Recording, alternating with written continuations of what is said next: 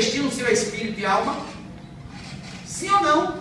Não é o corpo glorificado? Vai viver bilhão de anos, trilhão de anos.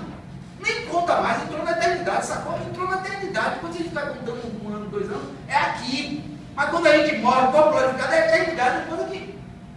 Quase que o tempo perdeu sentido. Então, quando você converte e você aceita o Evangelho, você morre, o seu velho homem morre.